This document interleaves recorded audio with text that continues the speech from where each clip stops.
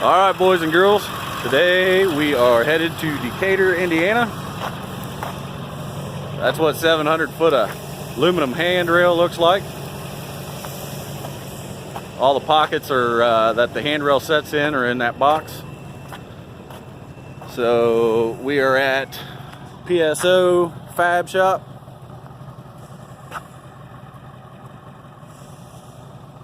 So let's get to it.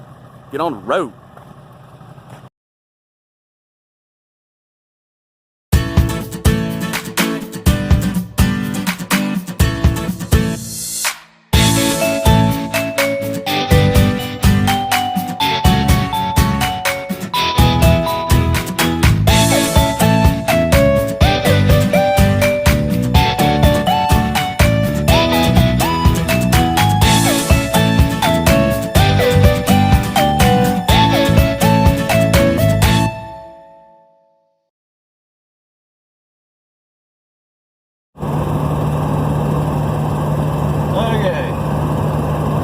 So out here on the road, you get a lot of time to think, and I'm just thinking of what to talk about on the video.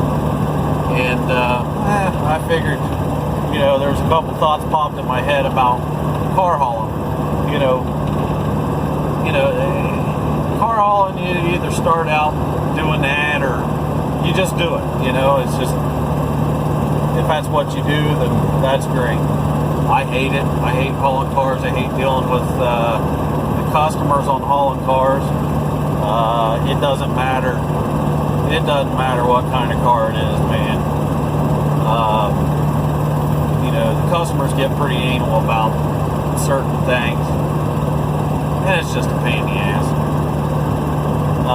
And when I say that, it can be a lease turn in from the auction, you know, from like Manheim or something that you're taking to the dealer. I understand that, you know, take pictures, and even if it's a crashed up car, you know, something totaled out went through the auction at, say, Copart.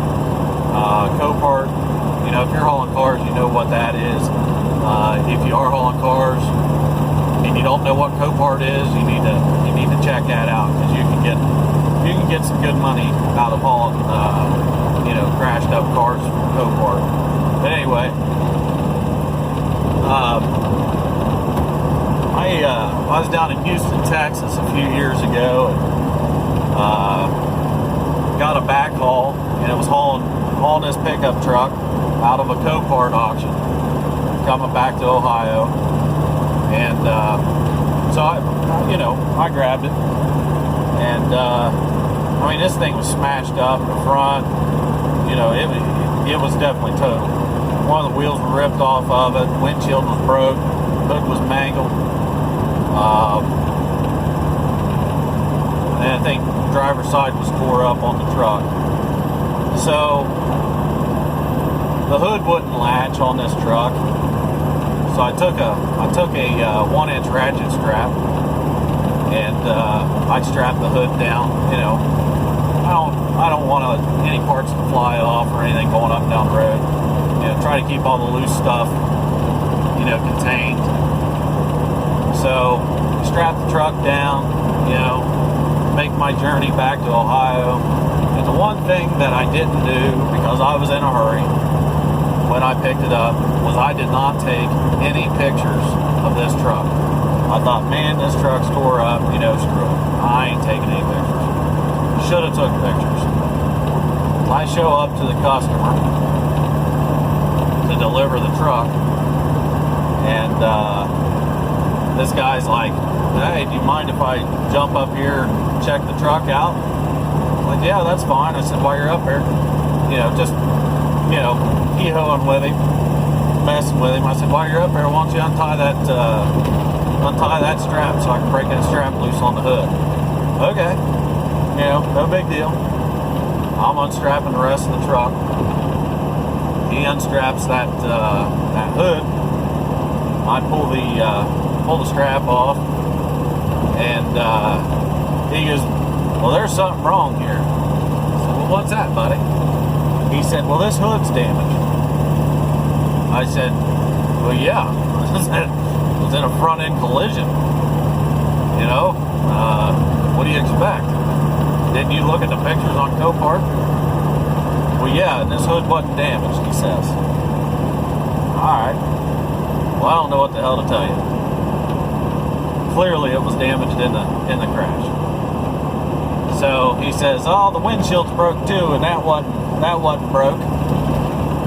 And I laughed at him. I said, you were just messing with me, right? He goes, no. I said, well, I tell you what, you go down and you pull out your pictures from Copart on this vehicle. I said, you show them to me. He said, well, where's your pictures at when you pick the vehicle up? And I tell you what, at that point, I was like, you gotta be kidding me. I'm not gonna get paid for this load, or I'm gonna have to take money off of this load. Going from Houston, Texas, all the way back to Ohio, you know, wasn't happening.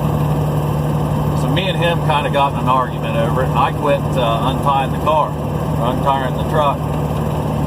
And I got up on the trailer with him, started looking, and by sheer luck on the windshield, there was still hair from whoever crashed it.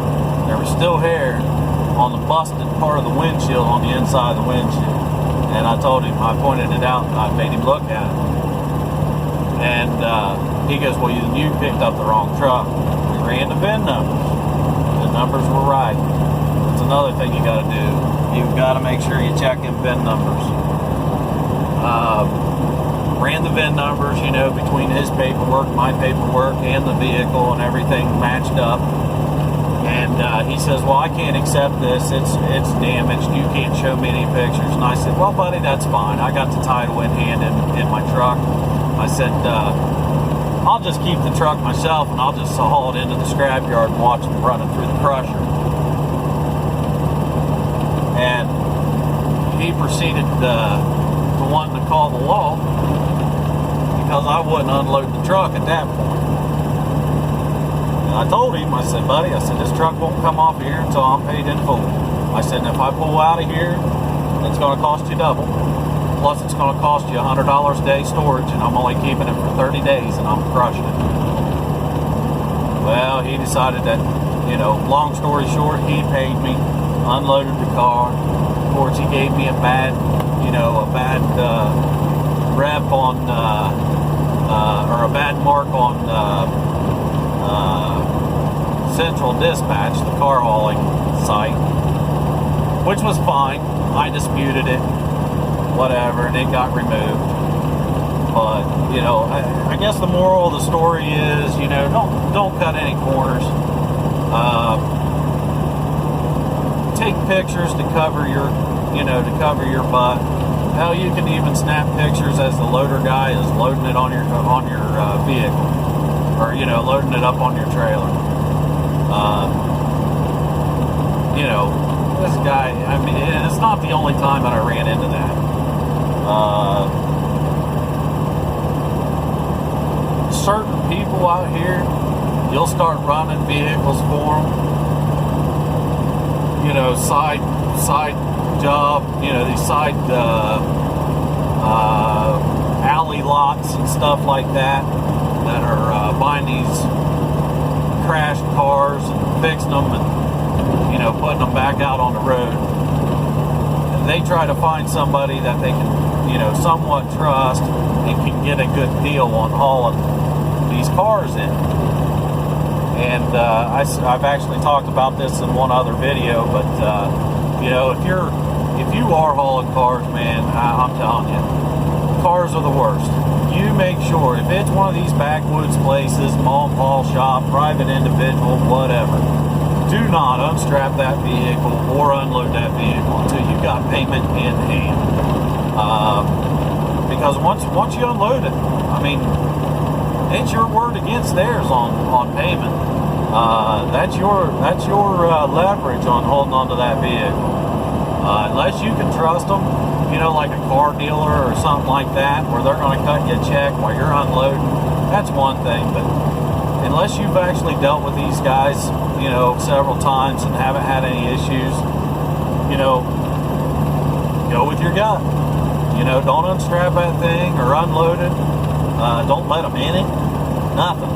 until it's paid for, or your paper signed, whatever you need. But yeah, I mean they'll walk all over you. I've had them where I've showed up and they planned on, we say I done a job for $500, bringing in 2 cars, for $500. I show up with these 2 cars and they start looking at them and be like, well, I only have $400. I'm just going to pay you $400. Well, screw you, buddy. I'm not unloading either one of the cars because, that wasn't the agreement. It just is what it is. Everybody tries to get a deal, which is fine. But if you agree upon price, just remember, don't give in to them. Because once they pull the wool over your eyes and get one up on you, they're going to keep trying to get one up on you. You're out here to make money. You're out here to do a job. That bill of lading is a binding contract. And it sticks. That is what it is. Your release form, whatever, for these vehicles out here, whatever you have, your load tender, whatever, that is all binding contract, agreed upon deal. So yeah, don't let them pull the wool over your eyes on it. But you got to check out the newest stuff. Quite a few old stuff. I had some military trucks that I actually hauled. I've hauled armored cars, armored trucks, armored SUVs. Pretty cool stuff. Done quite a bit of military hauls, off of the base, from base to base. Different items. It's just kind of cool to have that stuff on your truck. Different. So, yeah. I mean, hell, I even got a story for you. I'm not going to tell you where it came out of or where it went to. But I was hauling this a few states, through a few states. This was a military SUV, small SUV, armored car. And I had picked this thing up, and the stipulation was, make sure your truck was full of fuel, make sure you had enough fuel to go from point A to point B, make sure you packed your lunch, and was able to eat on the road.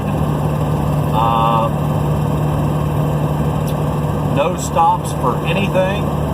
You went from point A to point B straight through. You had to pull over for fuel. That was it. You pull in for fuel, you fuel up, and you go. And you better have, they basically said, have a tank in the bed of your truck. And which I did. So I picked this armored vehicle up, and I hauled it. Had to go through one weigh station. Went through the weigh station, and I got flagged. I had to pull over. So, and I kept seeing this car behind me throughout 2 states already. And he stayed way back. I just didn't think anything of it. Kind of thought, but didn't really think anything of it. But I go in the weigh station. I get flagged. I had to pull over there at the weigh station. I get out of the truck. And while I'm sitting there, I grab my fuel pump and I go ahead and start fueling my truck. Screw it. I don't care. I'm fueling my truck. So I'm sitting there waiting on the guy to come out, waiting on the officer to come out of the scale house. He comes out and he starts walking across the parking lot, and I had strict instructions. I could not leave that truck. So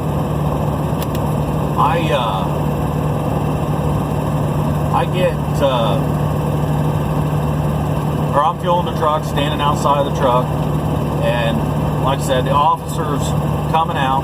He's walking across the parking lot. He gets about 3/4 of the way to me, and another guy stepped out of the door from the scale house, and he yelled at that guy that was coming to me. He says, "Hey, let him go. Don't worry about him. We'll get another one." And the officer turned and looked at me. He says, "You're free to go." And I jumped back in the truck, and away I went. So on the way down the road, I passed that car that was following me, and it was an unmarked. And I had a tailer on me, running behind me, make sure I done what I said, what I was out to do, watching that thing. So, and that's another thing. I wasn't allowed in it. I was not allowed to load it. They loaded it. I was not allowed to unload it. They unloaded it, and I had to stay on the base for the night in my truck with that armored vehicle. So, and it paid really good. It was definitely worth eating a couple bologna sandwiches and drinking my Mountain Dew and some potato chips here in the truck, whatever, to go on that trip. That's one of them unicorn loads that I was talking about. They do exist. I think I was actually, I think that was pushing like $4 a mile, and it went. How far was that? I think it was like 600 miles, 500 miles. It was between 500 or 600 miles. It paid good. It was the only thing I was allowed to have on the trailer too. So it wasn't a big deal, man. I had a good time doing it. Things that I get into now, I've got a few good customers that just call me, and I'm just in a rhythm on that. I don't get on any load boards or anything, and I go with the flow on that part. And sometimes it's slow, sometimes it's hectic. This is unseasonably slow, but I'm looking for it to really pick up. My typical week through the summer is 4 or 5 days swamped, and the whole following week is already booked out by Wednesday. And then picking little pieces up here and there as I'm going, if I've got room or weight available on the trailer to do so. And I guess I've kind of got comfortable with doing that. It works, I mean, I'm just a one-man show out here. There's nobody at home, that I have to pay, pay a wage to.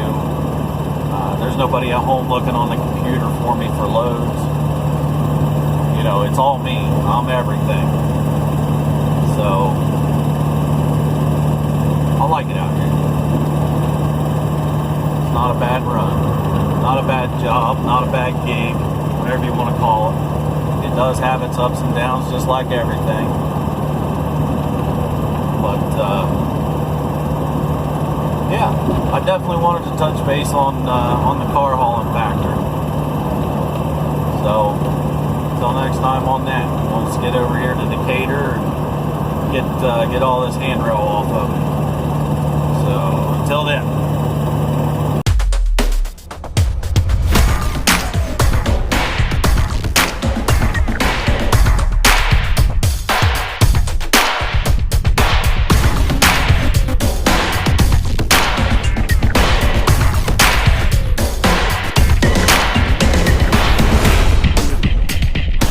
Alright boys, we made it. There goes that set of handrails, 700 foot. I'll get this here unloaded, I'll get the straps wound up, and we'll get out of here.